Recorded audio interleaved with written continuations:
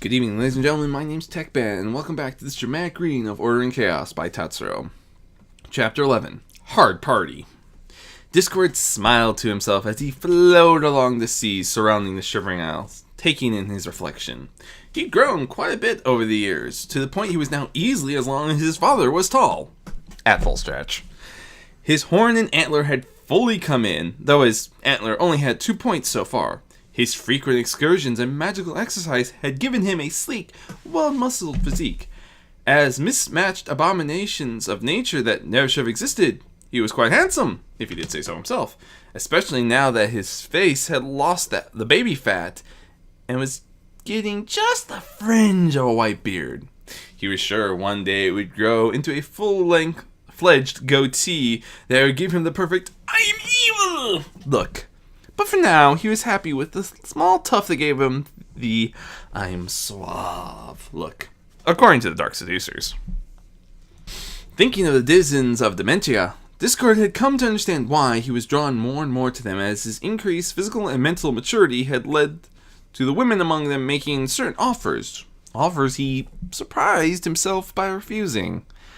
It had surprised them as well, but he hadn't been able to put it into words then why he refused them. As such, he was now off to talk to the one person he was certain would be able to explain it. Or at least allow him to explain it to himself. Reaching the door that still did not open of its own accord to him, he lifted his eagle talons and knocked. He was soon greeted by a familiar red face. "Hey, Uncle Saggy!" Saragwin grinned wisely. "Hello, Discord! What brings you to knock on my door?" "I was hoping I could come in finally," Discord explained.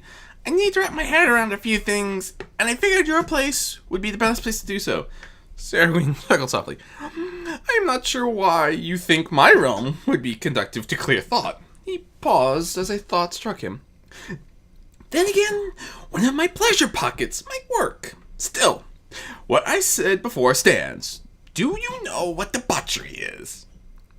Discord nodded eagerly. "I do now," he stated firmly. Saragwin crossed his arm in a grin. "All right then, tell me without blushing." Smirking, Discord snapped his eagle talon, conjuring an image from elsewhere in the Isles.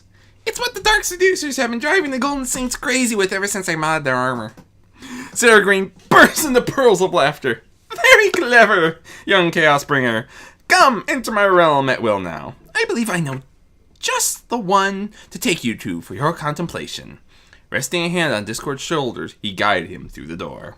Discord soon found himself walking down a moonlit path through a dense forest, babbling brooks adding gentle background sound to the scene, as well as gentle mist that rolled amongst the trees. Not far along, a clearing appeared, where a long table was laid out, filled with food. "What's this?" Discord asked curiously. "It doesn't look like anything I expected of your realm." "Rather than a single realm, I have several pleasure pockets. One for each aspect of debauchery I represent," Saragwin explained. "This is the Misty Grove, which I use for indulging in gluttony and sloth. Good food and drink in ample quantities. Relaxing environment. No rush on anything. I figured this would be the perfect place for you to think and talk." He took a seat at the head of the table. Smiling, Discord flowed down to the seat next to him, quickly digging into the repast. "Delicious!" he praised. "Of course it is," Saragwin allowed as he took a drink. "Who would be gluttonous over food that was subpar? The culture that allows such a thing truly has lost its way." For no apparent reason, Discord coughed out a bald eagle carrying a pair of golden arches. "Imagine that," he agreed innocently. "Now, whatever gave you the idea for such an interesting mod, was it?" Saragwin asked curiously. "I must say, I like the taste. Opens opportunity for all sorts of mischief." Discord's eating slowed. "Actually, that's kind of what led me to my present. Nocturnal calls it a really soft ice." "You know the word, Discord," Saragwin chided. "If you want me to take the issue seriously, you should do the same." Discord sighed. "Fine," he snapped petulantly. "Ever since I started maturing out of childhood, I've been having weird feelings about the Dark Seducers. When I reached this stage, I figured out what they were when one of them offered to make a man out of me. Didn't take me long to see everything in a new light. Sarah chuckled knowingly. So, how are the Dark Ladies in bed? I've long had my suspicions, but they won't give me the time of day unless Sheogorath is involved, and I wouldn't know, since I said no, Discord mumbled softly, taking a drink from his own mug. Sarah blinked. Several times. I'm sorry? I thought you understood debauchery? Oh, I get what debauchery is, Discord countered, but... He sighed. Well, the Golden Saints, the Dark Seducers. Dad made all of them. They exist because he wants them to. If they upset him, they vanish. To a certain extent, their relationship to me is the same. They don't have a choice in the matter. Not really. That offer wasn't so much telling me she wanted to, as reminding me I could demand it whenever I wanted. And I felt sick at the very idea. I mean, I'm all for being indiscriminate if that's what you or I want to go for, but... He groped for words.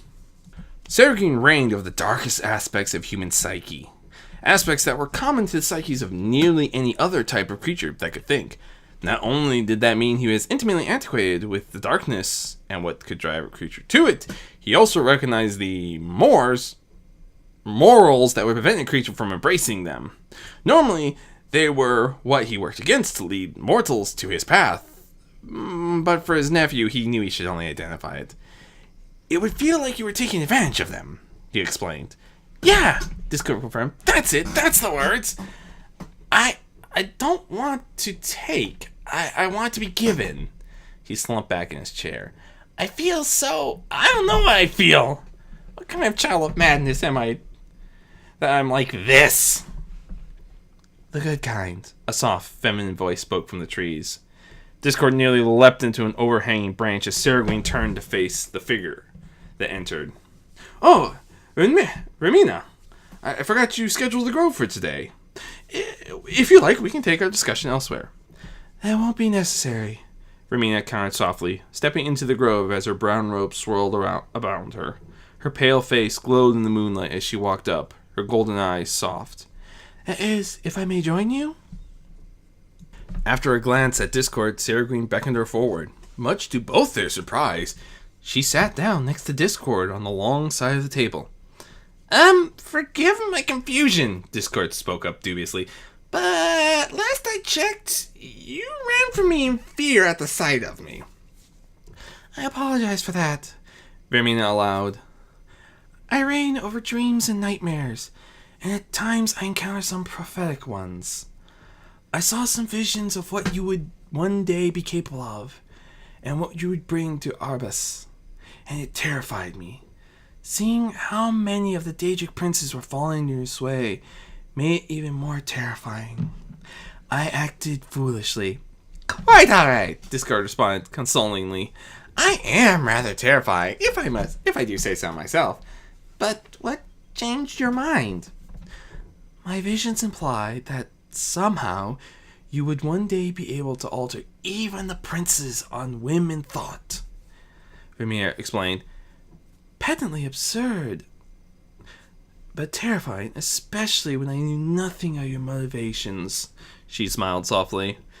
But now I have heard all I need to know of your motivations, and far from being terrifying, those visions became beautiful.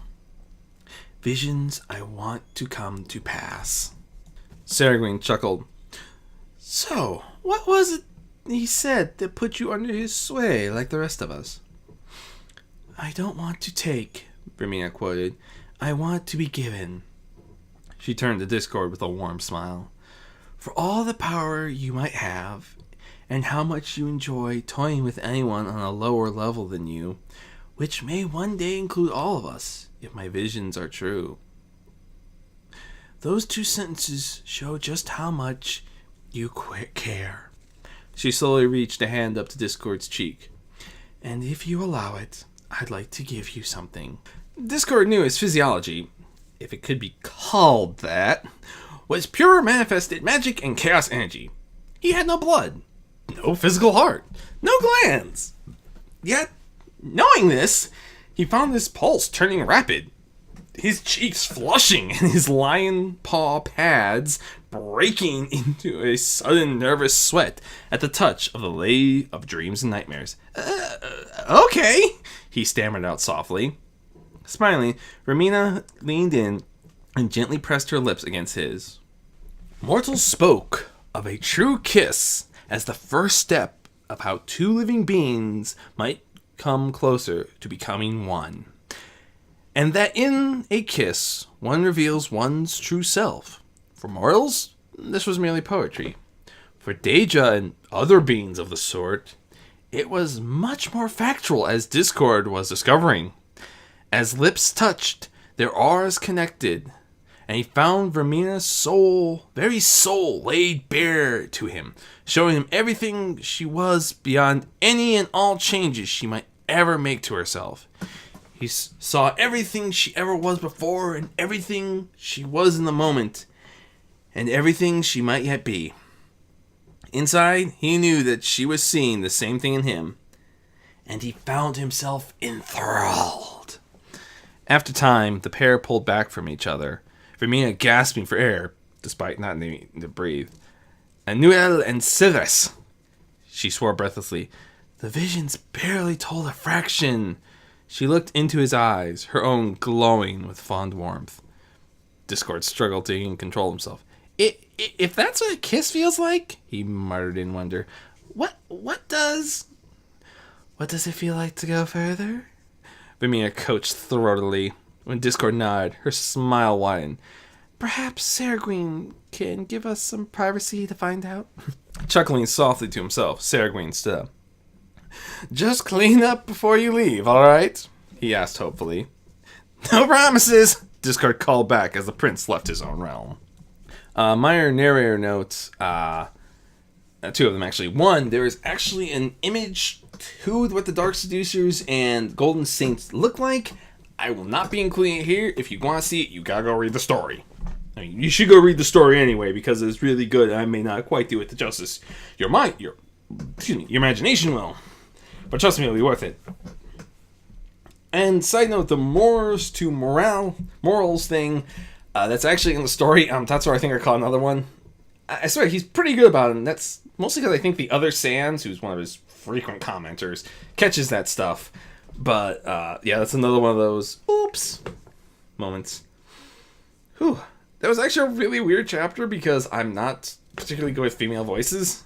So, Vermina's took me a little more time to perfect, and I had to figure out how to do Saragween again since it's been so long since I did him last. It's gonna make doing some of the longer stories I know a pain in the butt. But again, this one also has a large number of voices.